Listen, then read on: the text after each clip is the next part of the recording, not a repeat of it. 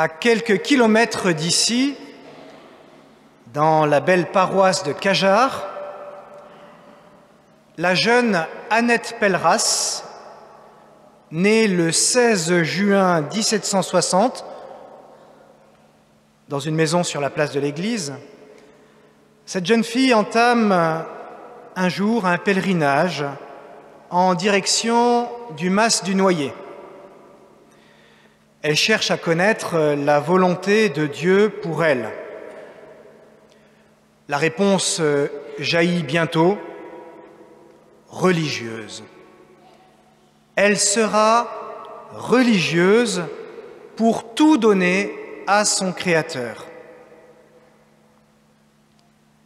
Elle entre d'abord chez les filles de la Charité, mais c'est au Carmel de Compiègne qu'elle trouve finalement la joie de se donner totalement à Jésus.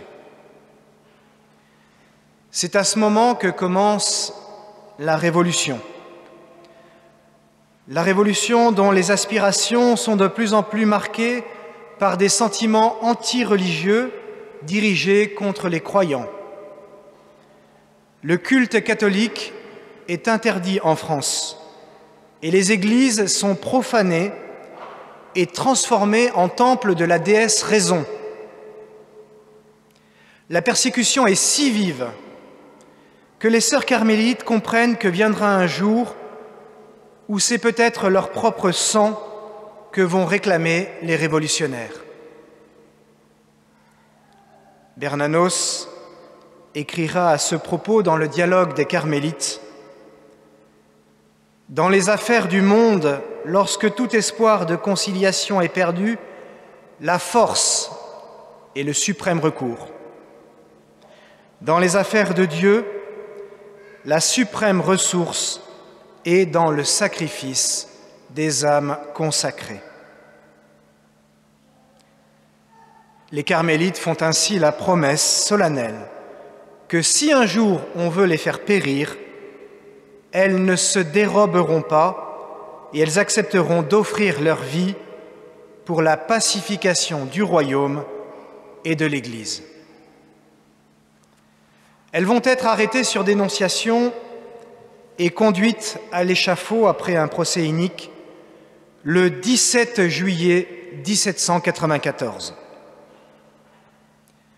Le jour de leur exécution, il se passe quelque chose d'extraordinaire.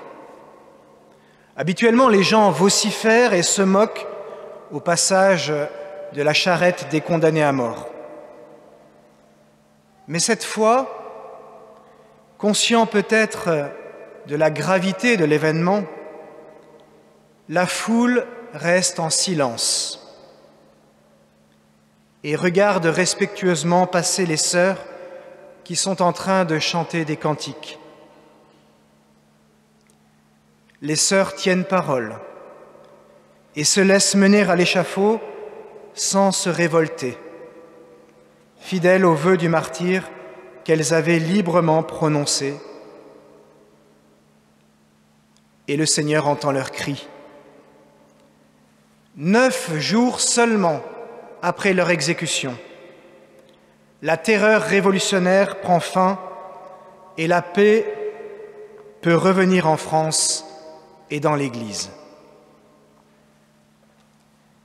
Frères et sœurs, ces 16 carmélites n'étaient peut-être ni meilleures ni pires que nous, mais elles nous témoignent encore aujourd'hui que l'offrande d'une âme consacrée par le baptême et unie à Jésus est capable d'une puissance d'amour telle qu'elle parvient même à mettre fin à la guerre civile dans notre pays. Dans le même registre, sainte Thérèse de Lisieux affirmera que ramasser une épingle avec amour peut convertir une âme. Comprenons bien, le projet du Seigneur pour nous est le plus inatteignable, le plus impossible et le plus incroyable qui soit. Soyez saints, car moi, le Seigneur, je suis saint. Vous serez parfaits comme votre Père céleste est parfait. Si cela ne venait de notre Créateur lui-même, ce serait pure folie. Mais la folie de Dieu est plus sage que la sagesse des hommes. Le Seigneur, en nous permettant de nous unir à Jésus, son enfant, en particulier dans le baptême, Emmanuela, Maxence, et aussi dans l'Eucharistie, Antoine, le Seigneur, en nous permettant de nous unir à lui, veut produire en nous une puissance de conversion incroyable. Si nous accueillons Jésus dans notre vie, nous sommes rendus capables d'accomplir des choses inimaginables. Je peux en témoigner comme prêtre, conduit à rester fidèle chaque jour au célibat consacré. Je peux lui dire sans cesse, en vérité, « C'est toi, Seigneur, qui fais ça. C'est toi qui me donnes la grâce de la fidélité. C'est ta force qui se déploie dans ma faiblesse. » Regardez quelles sont les trois réalités dramatiques engendrées par le monde lorsqu'il s'éloigne de Dieu.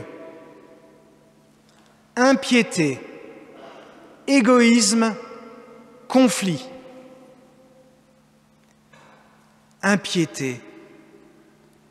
Les gens, beaucoup de gens, beaucoup trop de gens ne croient même plus à l'existence de Dieu. Égoïsme. Malgré les tentatives tragiques de ceux qui voudraient nous convaincre du contraire, nous sommes tous témoins de l'égoïsme qui règne en roi, quelquefois dans nos propres familles. Et conflit. Que ce soit dans le couple, dans la famille, dans la société ou entre les nations. Voilà devant nous le monde voulu par ceux qui veulent détruire l'Église et exclure Dieu de notre vie pour le remplacer par la nouvelle déesse raison, la volonté égocentrée et toute puissante de l'individu. Face à cela, Dieu renverse la table et donne à ceux qui le suivent une force inouïe, son Esprit Saint en personne, qui donne jusqu'à la force d'aimer ses propres ennemis, de prier pour les persécuteurs ou de donner à ceux qui demandent, souvent de manière intempestive. Le monde voudrait vivre sans Dieu ? Jésus nous invite au contraire à le mettre à la première place dans notre vie.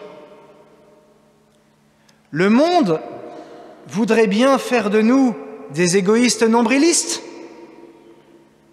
Jésus nous apprend sans cesse qu'il n'y a pas de plus grand amour que de donner sa vie pour ceux qu'on aime. Le monde engendre la violence. Jésus nous enseigne le pardon seul capable de faire grandir la communion entre nous et avec lui. Plus que jamais, l'Évangile nous révèle son caractère subversif et disruptif.